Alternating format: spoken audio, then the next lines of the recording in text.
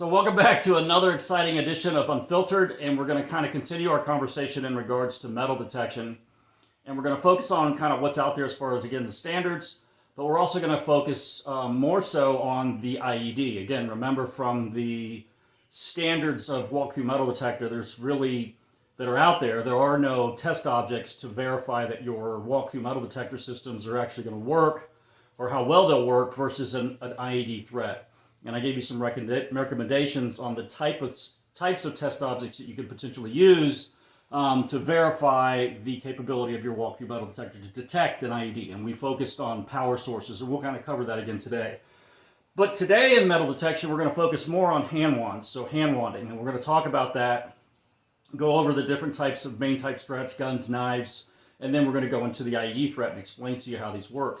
So the most important thing you need to understand about metal detection, okay, metal detection, is that most checkpoints around the world outside of your airports, now your airports are going to have the highest level of technology. Everybody else does not have that. Everybody else is going to have just basically an X-ray machine and a walk-through metal detector, and they're also going to have a hand wand. That is pretty much the standard template, and that's the majority of checkpoints throughout the world. Now, the other thing you need to remember is through historical, and anybody who's worked in security knows, that terrorists will do surveillance prior to attacking a target. And they're looking for what we've termed a soft target. So something like a TSA has a high level of deterrence, or an airport checkpoint has a high level of deterrence because of the amount of technology and just how in-depth their security screening process is compared to something like a courthouse, a government building, or a sports arena. Okay, so it's a much different level of technology and capability of detection when you start looking at the different ones. But when you get to metal detection, which is probably the most common type technology used throughout the world to screen a person, okay, they have their backpacks or bags. Those are typically going to be placed into the X-ray machine, and the X-ray machine is going to screen that. Whatever is on their body or concealed on their body, the only technology we typically use to do that is a visual inspection, that the guard's looking at them, see if they see anything, or potentially looking for some type of behavior that's going to key them off. There's a lot of other stuff you can get into on that. Or they're going to run them through the walk-through metal detector. And the walk-through metal detector makes the determination on whether a more in-depth screening process is going to occur. Remember what I just said. The walk-through metal detector determines if there's going to be a further investigation of the individual. So if the walk-through metal detector does not alarm, that individual is assumed to be clear, okay? Metal detector, it only detects metal, all right? So we all understand this, that if the threat is non-metallic, that process is already compromised because a non-metallic threat will not be detected in that process. So this is how it works. You go to some checkpoint, whether it's a sports arena, a government building, what have you, and they're using a walk-through metal detector technology. You walk through it. If the system generates an alarm, there is some process or procedure that they're going to go through to do further screening. Now, the walk-through metal detector is where people screw up the most. This is where procedurally it goes into the toilet.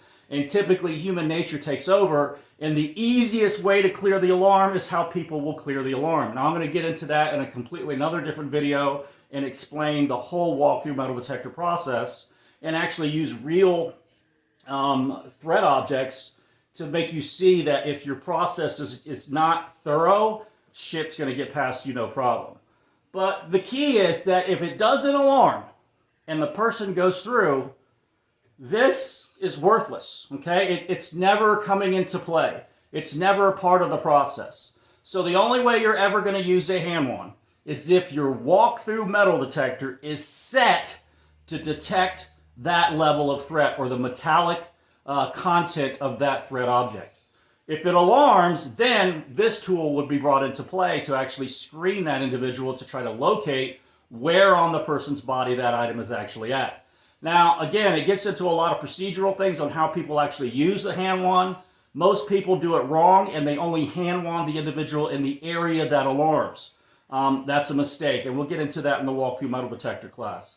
But when you hand wand an individual, there's a right way to do it and a wrong way to do it. And we're going to kind of focus on that and give you an idea of how a hand wand is going to respond to these different types of threat object based on the distance. So the way all metal detector technology works is it has a transmitter and receiver assembly inside the coils.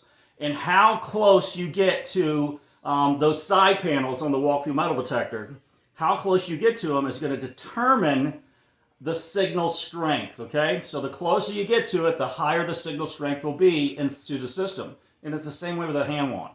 The closer you get to the hand wand with the item, or whatever you're trying to scan it with, the better chance you have of detecting it with something like this, okay? Now, there's a lot of different hand wands on the market.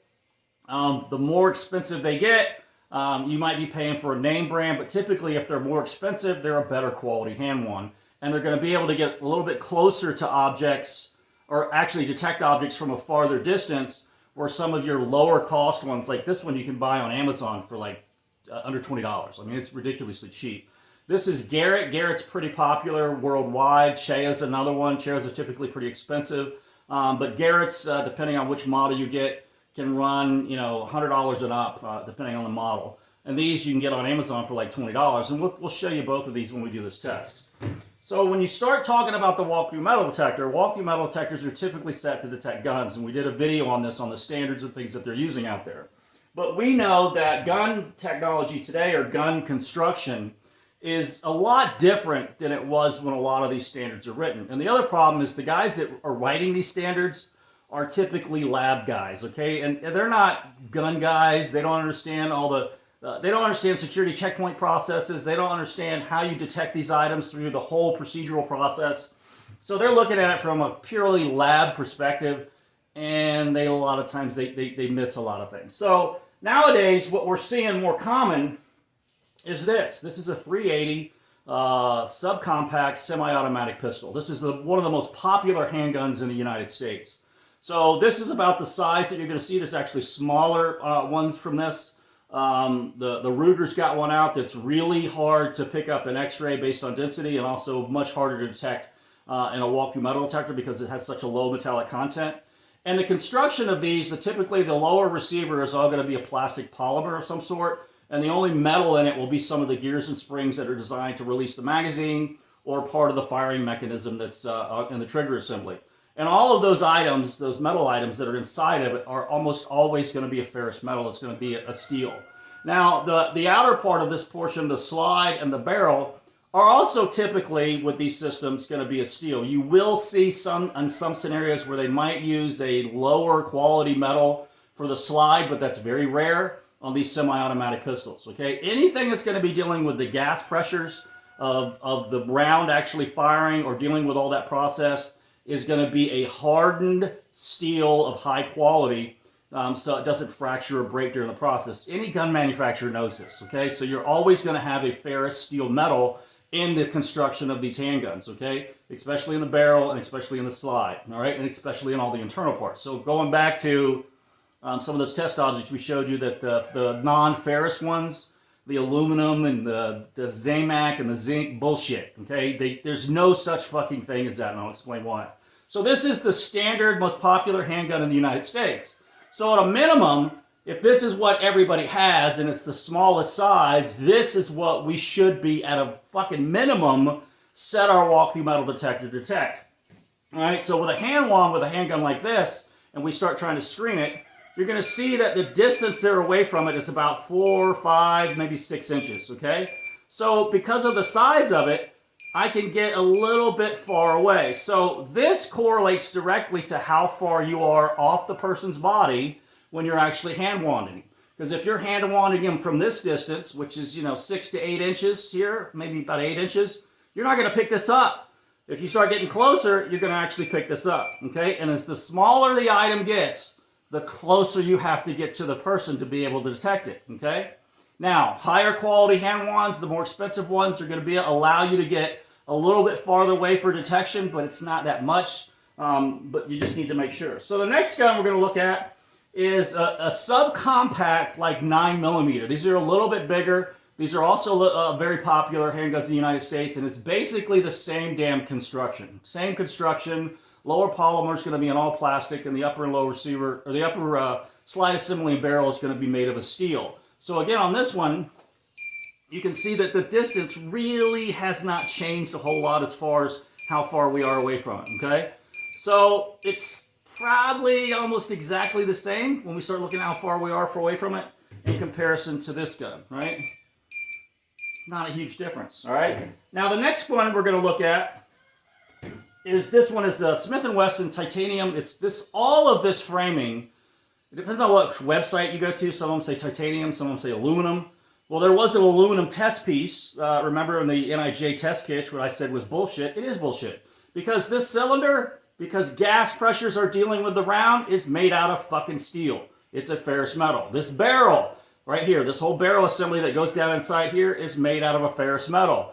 That's a steel, okay? The rest of this is aluminum, and all the internal parts inside this handgun are going to be a steel, a ferrous metal. So again, the framing may be a non-ferrous metal, but there's no such thing as a complete and thorough non-ferrous gun like was those test objects that you saw in the NIJ kit. All right, so this gun has a lot less metal, if you think about it, potentially, than the other two guns that we just did. So we'll see how far we got to be away from this one. We're still picking it up from about the same distance, okay? So that's giving you an idea that with handguns, I need to be at least no more than 6 inches away from the person's body. The closer you get, the better, period. The closer you get, the better. All right, this one is a North American Arms 22, and this is kind of the standard if you want to detect the smallest potential handgun that's out there. And again, the federal government in the United States, they use this as a standard for setting all of their walk-through metal detectors. Most of them are going to be almost at a minimum guns assembled, which is this one, or the guns disassembled setting, which it's missing the internal, the round cylinder on the inside there where all the bullets go. I don't remember what it's called. But this one is pretty damn small. So if you want your walk-through metal detector to be set to a level that's going to get any potential handgun that's out there, this is what the U.S. federal government uses. Now, remember in that walk-through metal detector video, I showed you what the federal government told all of the sporting venues in the United States to use. They didn't fucking tell them to use this. They told them to use some gigantic-ass thing. So, what the fuck? Over. All right, but let's see how far away this one has to be. Now you're starting to see that we're getting closer here. This is maybe about 4 inches.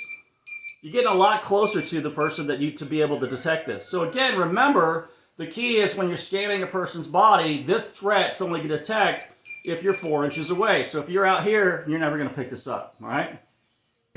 So magazines, guns are worthless unless you got bullets. So again, with these, this is the magazine for the 9mm pistol, the subcompact 9mm. So again, we're looking at about 4 inches to pick this up, and that's the metal sleeve here. We'll do it from the other direction. Still, you need it at that distance to pick it up. So what happens if I take the mag out from this little 380 and now try to detect it and see if there's a difference in the distance? There actually is a little bit. You see that? So we're actually, before we were out to about 6 inches, now we're down to about 4. All right, but guns, if you're going to come in and shoot the place up, you need bullets. So they'll typically have bullets in it. They could separate all this stuff. If they put it in their bag, way easier to detect in a bag. Bullets stick out like a diamond in a goat's ass in an X-ray machine. All right, so the other test object we showed you was this one, and I like this one. This was a test object that any of you guys can get. It's relatively cheap, typically under $100. You can get this for like $65, $70, just depends on who's selling it. US dollars, and this is a really good test piece to set your walk-through metal detector to. So we'll take this one and we'll show you it's almost pretty much the same distance that we had to be away from that North American Arms 22. Okay, so this is a really good test object if you want your system to be set to a level that you're going to get really good detection for handguns. For you guys in the NBA and NFL, I highly fucking recommend that the fucking test piece that you're currently using, you switch over to this, okay? Because what they told you was fucking stupid, all right? So this is one of the best test pieces out there. Now, again, the NIJ is not going to recommend this because it's all a mafia, okay? That whole fucking thing is a mafia of labs, vendors, and whatever, and they want you to buy their test piece, which is bullshit. This is the best gun test piece on the market based on its signature and how it's going to respond based on real, actual handguns, all right? That's handguns. Let's take a look at knives. So knives, again, depending on where you are in the world, like at the U.S. Marshal Service where I come from, if it's potentially a threat, it ain't fucking coming in. We don't give a fuck what the federal regulations are. If it's a sharp stick, you ain't bringing it in the fucking building. That's how they fucking roll with the U.S. Marshal Service. So if you go to a federal courthouse, don't expect it to be like TSA. These guys are retired cops. They do not take any shit, and they will fucking make sure anything you potentially have is not going to be a threat once you get inside that court facility. And even cops cannot bring guns into a U.S. courthouse, okay? They don't give a fuck that you're a cop. The only people with guns in a federal courthouse are the U.S. Marshals and the court security officers because they don't fucking play, all right? The Marshals ain't fucking around when it comes to security, and they're set to a walk-through metal detector setting that is not what the NIJ says, okay? So they're making sure their walk-through metal detectors are going to pick up any goddamn thing that's metal on your body, and they're going to make damn sure it's not a threat. That's how you should be doing security, but most people don't. So when it comes to knives, again, your walk-through metal detector has to alarm to pick this up. So again, let's check it. Look at this one, and we're having to get pretty close. So this is about the distance that we had to be away from that North American Arms 22. So think about it. This is kind of a direct correlation to the setting of your walk-through metal detector. So if I had to be way the fuck out, if I was way out here picking up that gun, and your walk-through metal detector is set to that threshold, and I'm having to be here to pick up this knife and those smaller guns, guess what? Your fucking walk-through metal detector ain't picking up all that other shit. The only thing it's picking up is that giant-ass fucking handgun, okay? Anything below that metal signature is going right into your fucking building, okay? So you need to understand how this shit works, and when somebody gives you a test object, you need to fucking test it and then verify, based on real-world threats, how well it's actually going to detect all those threats. You got to know what risk you're actually accepting. Just don't go, oh, the government said do this. You're an idiot if you're fucking doing that, okay? Fucking the government is not your fucking friend. They are the dumbest fucks on the planet. Trust me, I worked there for 30 fucking years, and if they can fuck it up, they will absolutely and completely fuck it up. In integrity, there's not a whole lot of integrity there, so trust me. So you need to make sure your shit's gonna work and then know what risk you're actually accepting. They're not gonna tell you this. So that knife was detecting pretty close, almost to where that North American Arms 22 was. Let's try this one, okay? This one has a very low metallic content, all right? So we're almost at 2 inches away from this one. 2 inches away. So if you're set to this gun setting, and that's the threshold where your walk-through metal detector is, and you need to be this close to pick this knife up, that is probably coming into your facility. And this is way over the limit in the USA, okay? This is way over the length of blade that you're not supposed to be allowed in the USA.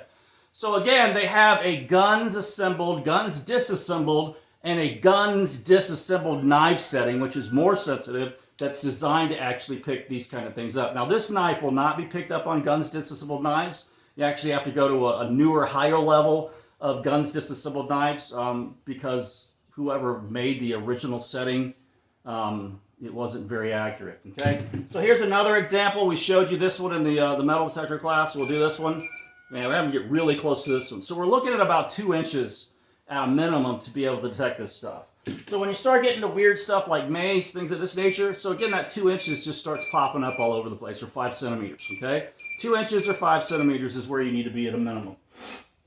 All right, so that pretty much covers the knives. Now, when you get into the IED threat or explosive threat, the hand grenades, you can buy these at any surplus store. You can buy them online, eBay. There's military surplus shops that sell these practice grenades. There's several different types out here.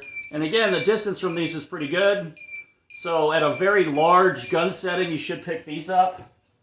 This is the, it's actually M69, but they've been painted it to make it look like an M67, but it's got the big hole in the bottom. So again, you're pretty far away from that one. Here's another one that's, anybody can get this. What the fuck is going on here? Wow, man, I gotta get pretty close to that one. These are the Airsoft Grenades. They look just like the fucking real thing. That's hard to tell the difference. You don't want this coming into your facility. This can cause quite an incident in your facility, even though it's not actually an explosive device. this still could potentially be a major evacuate the building, call the cops, here comes the SWAT team, whole 9 yards. This has actually, occurred in different scenarios. So with these, it just depends again on the metal content. So one of the most common explosive devices in the United States is the metal pipe bomb. And these things are going to give off a massive signature, even when you start going to the smaller sizes. So a large gun setting will actually pick these up. Now, even when you start getting to the smaller pipe bombs, large gun setting will pick these up. When you get into the PVC pipe bombs, there's no metal here, guys. So this is not going to pick up. So what matters, and we talked about this before, is the actual metallic content of the circuit that they're going to use. So that's what we're going to focus on next in regards to IEDs, is how do you detect an IED in a walk-through metal detector? It has to be this, either the fragmentation they're using in it. If they're using metal frag, they're doing you a favor. It makes it very easy to detect in a walk-through metal detector. But the next thing is going to be the circuit. If it's an electrically initiated system, the largest component inside there is going to be the power source. So any one of these batteries can be used. We'll show you the distance. So on this D cell, that's pretty far away. That's almost not quite the level of a large handgun, but it's close. So this one, if they use this or two of them or whatever, this is going to be pretty easy to detect. All right, go to C cell. Start to get a lot closer. Start to get about to that level of the North American Arms 22 pistol, about that 4 inches. We'll go with the 9 volt. All right, same thing. We're looking at about 4 inches. So that's the North American Arms 22 setting. We're going to go to the single AA. We're down to about that 2 inches, okay? And then we're going to go to a AAA.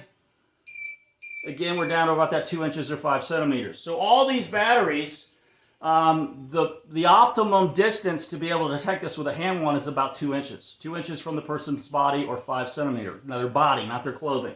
Now this is a perfect test object if you want to develop one and test your walk-through metal detector. Get one of these holders for 2 AAA batteries and then test that on your system. So again, it's right around 2 inches, but this is a great test object for IEDs on your walk-through metal detector. Great test object for IEDs on your walk-through metal detector is this guy right here. Anybody can do this. This is the suicide circuit we have in our training kit. So you can take this. This is literally the same simplistic firing circuit a suicide bomber would have. So again, you can test this. And again, it really doesn't matter. With all these, I've done all this testing. 2 inches or 5 centimeters is about the distance you need to be away with a hand wand to pick this kind of shit up. All right.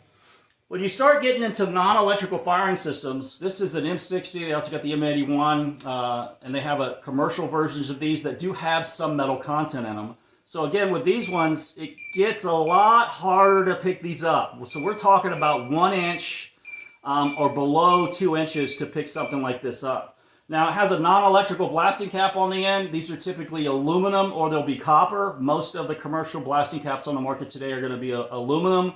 When you start getting into high pressure scenarios, they'll start using the copper. But with these, again, you're looking at about 1 inch before you can actually pick these up, all right? So remember, if that North American Arms 22 is alarming here, and this is where your walk-through metal detector is set, and this is needing to be hit here, that close, you're not detecting it. It's coming in, okay? Your fucking settings are not to a level to pick up this kind of threat, which means you have accepted this as a threat because that's where you set your walk-through metal detector. You've accepted this coming into your building. It's fucking stupid. That is just so fucking stupid, it's not even funny, okay? But if you don't know this, you know it now, and there's a way you can fucking test your shit and figure out what you're actually accepting as a risk. This is unacceptable, okay, for a risk acceptance. So let's get into the detonators. Commercial aluminum detonator, start looking at it. So again, 1 inch, 2 inch, about that distance. Copper, looking at this one. Woo, we have to get really close to that motherfucker. All right, about 1 inch. Copper improvised. About 1 inch away. This is a cardboard improvised cap.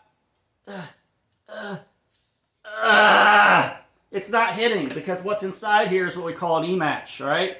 So an E-match. But remember, to set these off, you need what? You need a fucking power source. So that's why I'm telling you power sources are the best tool to use to set your walk-through metal detector for an IED threat. And the best one to use is the 2 AAA batteries inside of one of these assemblies like this. Set your system to this level, and you're going to get really good detection for IED threats on your walk-through metal detector. So I hope you learned something. The whole thing about walk-through metal detectors is knowing what risk you're accepting. You won't find this in the manual from the vendor. You won't find the government telling you what risk you're accepting. What they'll tell you is that you should do testing or some shit like that. Well, if you don't know what the fuck you're doing, you're not going to do the right testing. So that's what these videos are designed for, is to show you how you can do these tests yourselves and actually figure out what actual risk you're accepting. If you're running security at your facility, it doesn't matter if you're a government building or you're a sports facility. If you're running the security, it's your fucking job to know this shit, okay? You can't play ignorant and then roll the dice and say, well, hopefully nothing ever happens. You're the fucking problem, okay? So what you do is you do all this testing, you evaluate all this shit, and you question it, and you take it to your chain of command or your management and the tenants, the actual people that are there, and you say, hey, this is what I found based on the guidance we are giving. This is the type of risk that we're accepting. It's called risk acceptance. And you need to do that as a community within your organization. And once you do testing like this, you can make a very educated decision on what risk you're willing to accept. And then you can plan accordingly. If you're trusting the fucking vendors, they're going to blow smoke up your ass, okay? They want to sell you a system. They're fucking shady, all of them, okay? And most of these sales guys don't know any of this shit. You, the security guy that's running security, need to know this shit. And if you just watched this video and you didn't know any of this shit and you're going, fuck, maybe I should go on Amazon and start buying some of this shit and go test my walk-through metal detector, you're probably going to shit your pants after you go test your fucking system. But you know what? When you do that, you're doing the right thing. Okay? That's what you should be doing.